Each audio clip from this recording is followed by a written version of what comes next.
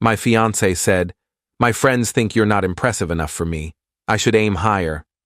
I replied, "Then go ahead." That same day, I canceled the venue, the ring, everything, quietly. 2 weeks later, at 2 a.m., her closest friend called me crying. "Please pick up. Something happened at the bachelorette party, and it's about you." I'm Nathan, 34, and 3 weeks ago I was engaged to a woman who apparently thought I wasn't good enough for her social circle. The relationship ended in the most bizarre way possible, but I'm getting ahead of myself. I'd been with Amy for 4 years, engaged for 6 months. We met through work. She was in PR. I did project management for a mid-sized construction firm. Nothing glamorous, but stable and well-paying. We had what I thought was a solid relationship. We traveled together, had the same sense of humor, talked about having kids someday. Her friends always seemed nice enough when we hung out, though I noticed they had a tendency to talk about money and status more than I was comfortable with. The breaking point came on a Wednesday evening 3 weeks ago. We were at her apartment having dinner. I'd picked up Thai food on my way over, and she seemed distracted, kept checking her phone, giving short answers to my questions. Finally, I asked what was wrong. "I had lunch with the girls today," she said, not looking up from her pad. "Thai, okay. How was it?" "They were asking about the wedding, about you." Something in her tone made me set down my fork. "What about me?" She sighed like I was making this difficult. "They were just asking questions. What you do, what your family's like, what kind of life we're going to have." And honestly, Nathan, they think I could do better, that I'm settling. I sat there for a second, processing that. "Your friends think you're settling by marrying me." They didn't say it like that exactly. They just think, "You're not as ambitious as you could be, that I should aim higher." And the more I think about it, maybe they have a point. A point about what? About whether we're really compatible long-term. I mean, you're happy with where you are career-wise, but I want more. I want to travel first class, live in a nice neighborhood, send our kids to private schools. Can you provide that? I felt something cold settle in my chest. "I make good money, Amy. We've talked about our future. You've never said any of this was a problem before." "I know, but talking to the girls made me realize I've been, I don't know, not thinking big enough. They think I should be with someone more impressive, someone who makes them jealous, not someone who makes them ask, 'But what does he do exactly?' So your friends don't think I'm impressive enough, and now you agree with them." "I'm just being honest about my concerns." I nodded slowly. "Okay. Then go ahead and aim higher." She looked surprised. "What?"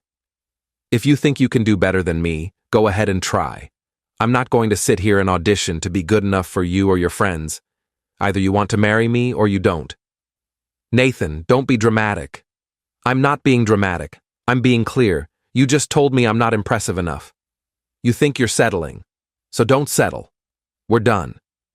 "Wait, you're breaking up with me over this?" "I'm trying to have an honest conversation." "No, you're telling me I'm not good enough while expecting me to somehow convince you otherwise. I'm not doing that. You can have the ring back tomorrow. I'll drop it off." I left, drove to my apartment and sat on my couch for about 2 hours in the dark, just processing what happened. Then I started making calls. First, the venue. Canceled, lost the deposit but didn't care. The caterer, canceled. The photographer, canceled. I'd paid for about 70% of the wedding expenses because Amy was saving for the honeymoon. So most vendors had my card on file. I systematically canceled everything I could that night. The next morning, I took the engagement ring, an $8,000 ring I'd saved for over a year to buy, back to the jeweler. They had a return policy within 90 days minus a restocking fee. I got about $6,500 back.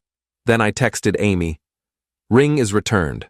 All wedding vendors I paid for are canceled. You're free to aim higher now." She called immediately. I didn't answer. She called 17 more times that day. I blocked her number. Update 1. The first week after the breakup was surreal. Amy tried to reach me through mutual friends, through social media, even showed up at my apartment once. I didn't answer the door. Our mutual friends were divided. Some thought I'd overreacted, others thought Amy had revealed her true colors and I'd dodged a bullet. What I didn't know was that Amy hadn't told anyone we'd broken up. She was still posting about wedding planning on social media, still talking to her friends about dress shopping.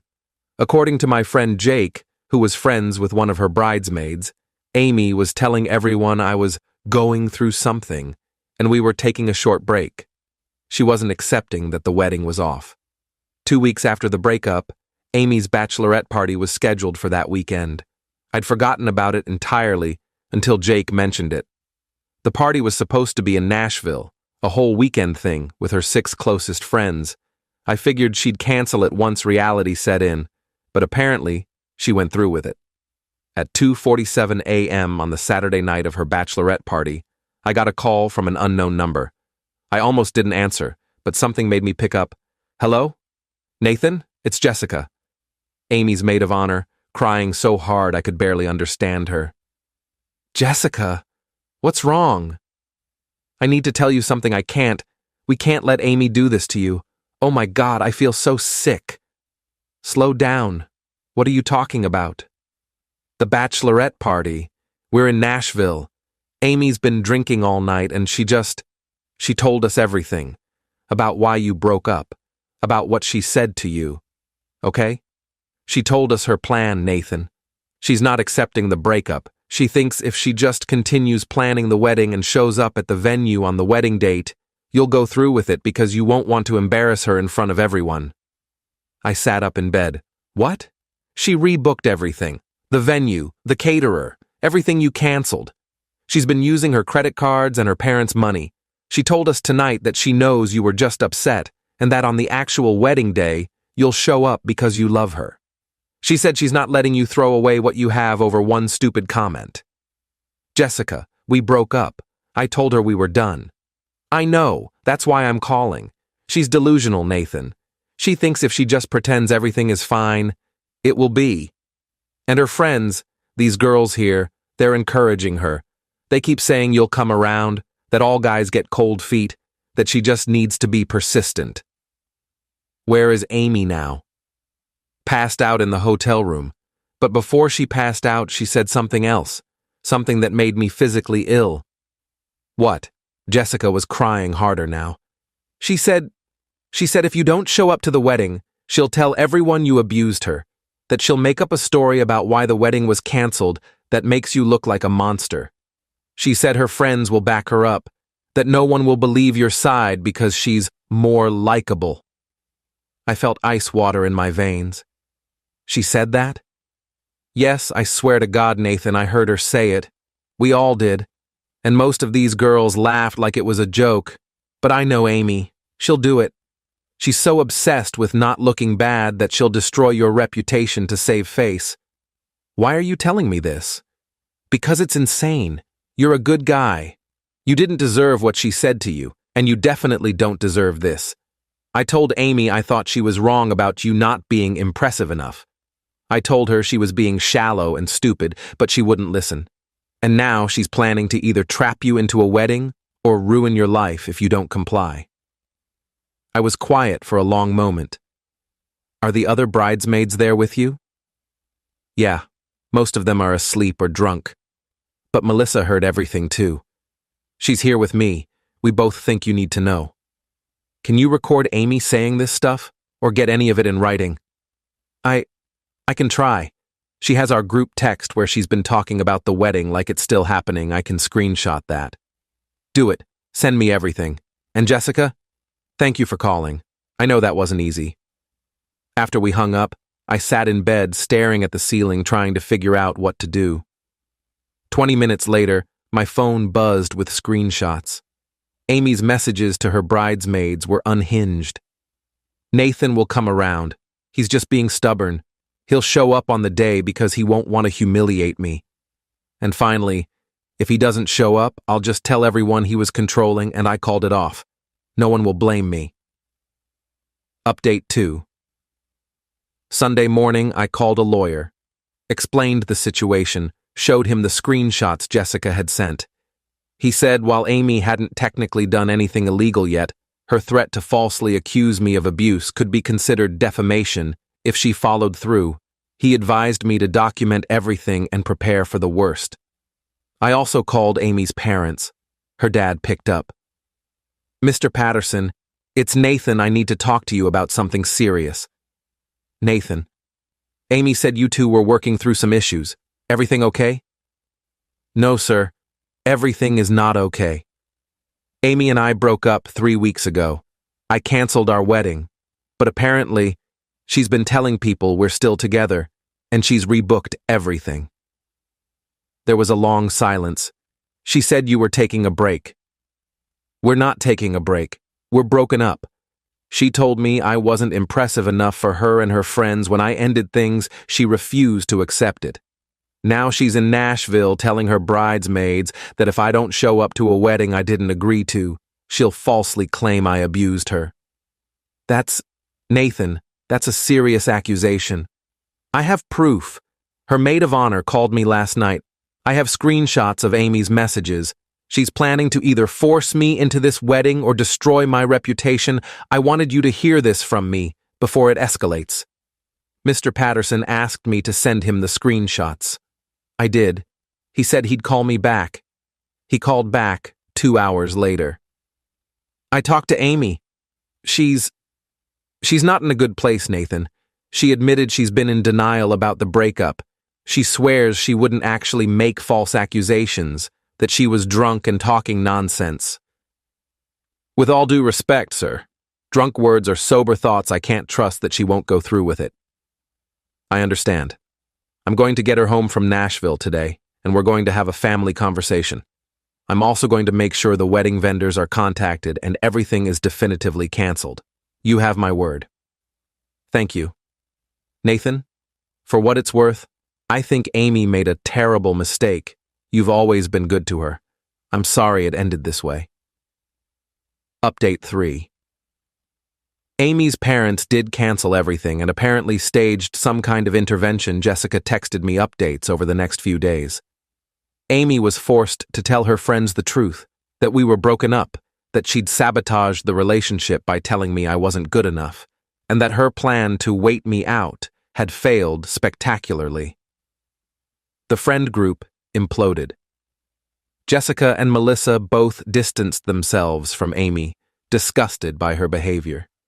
The other bridesmaids apparently felt deceived and embarrassed that they'd been helping plan a wedding that wasn't happening. Amy's reputation in her social circle took a massive hit. 4 days after the Nashville incident, Amy sent me a long email. It was partly apologetic, partly defensive, and included a lot of excuses about how she'd been confused and influenced by the wrong people. She claimed she never would have actually accused me of abuse, that it was just drunk talk. She asked if we could meet for coffee to get closure. I didn't respond. A week later, I heard through Jake that Amy had started therapy. Her parents had apparently made it a condition of continuing to support her financially. I was glad she was getting help, but it wasn't my problem anymore. The weirdest part of all this was how many people reached out to tell me I'd done the right thing. Friends I hadn't talked to in years, even Amy's cousin, who I'd met maybe twice, sent messages saying they'd always thought Amy was too focused on appearances and status. It was validating, but also made me wonder how many people had been thinking that while we were together. Final update. It's been 2 months since the breakup. I'm doing well, all things considered. I've been focusing on work, started going to the gym more consistently, and reconnected with some friends I'd neglected during the relationship. Jessica and I have stayed in touch, just as friends. She feels guilty about not speaking up sooner about Amy's behavior. I told her she doesn't need to feel guilty. She called me when it mattered most. Amy moved to a different city about 3 weeks ago, got a job transfer according to Jessica. I think she was too embarrassed to stay here after everything that happened. The story got around, not because I told people, but because the bridesmaids talked, and it spread. In a city this size, that kind of drama doesn't stay quiet. I ran into one of Amy's friends from that lunch, the one who apparently started the whole "you're not impressive enough" conversation. At a coffee shop last week, she actually approached me.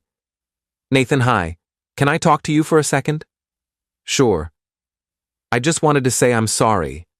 For what I said about you to Amy, I didn't think she'd actually take it seriously, and I definitely didn't think it would blow up like this." "What exactly did you say?" She looked uncomfortable. "I asked if you were really ambitious enough for her lifestyle. It was stupid and judgmental. I was projecting my own issues onto your relationship. Amy's always been a little insecure about how she measures up, and I think I fed into that. I feel terrible." "Did you know she was planning to go through with the wedding anyway?" "No, I swear I didn't know about that until after Nashville. When I found out what she said about making false accusations, I was horrified. That's not okay." "No, it's not. For what it's worth, I think she really did love you. She just got it in her head that she needed to be with someone more flashy to prove something to people. It was never really about you." I nodded. "Thanks for apologizing. I appreciate it." She left, and I sat there with my coffee thinking about what she'd said.